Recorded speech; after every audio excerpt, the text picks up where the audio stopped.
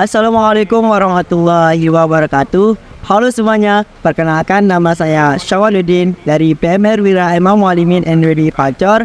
Di sini saya bakal menampilkan sebuah video mitigasi bencana gempa bumi.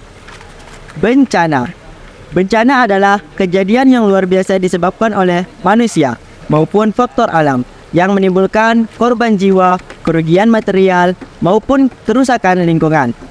Jadi teman-teman, tahu nggak sih? Ternyata bencana itu banyak juga jenisnya loh. Mau tahu apa saja jenis bencana?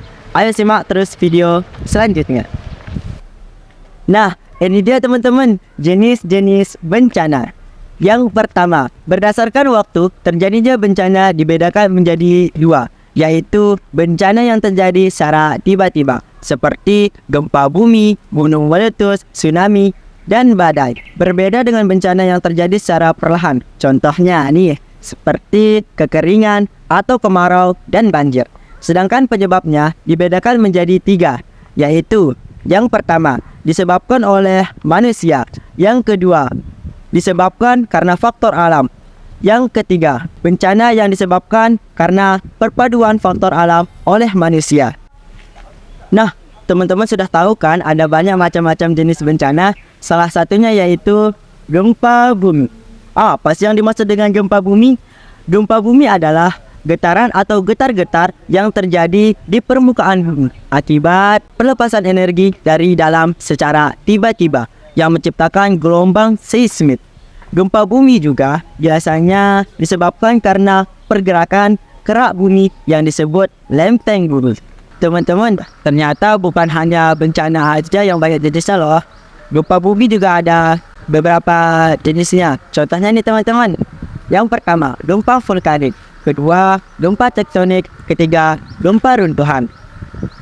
Apa sih yang dimaksud dengan gempa vulkanik?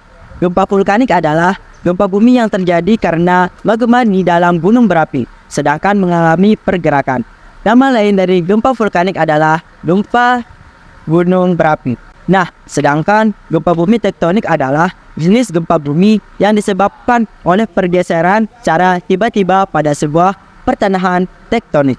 Lempeng tektonik selalu bergerak secara perlahan, tetapi mereka terjebak pada masing-masing tepian mereka karena hambatan gesekan. Ketika tekanan di bagian tepi melampaui hambatan gesekan, terjadilah gempa bumi yang melepaskan energi dalam bentuk gelombang yang berjalan melalui kerak bumi dan menyebabkan guncangan yang kita rasakan.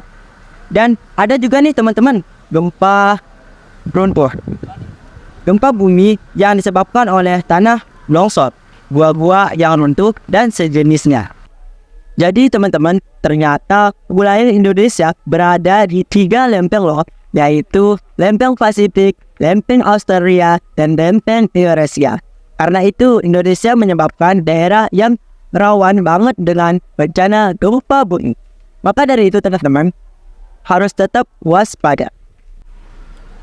Selanjutnya nih teman-teman, ada pra-bencana atau sebelum bencana itu terjadi.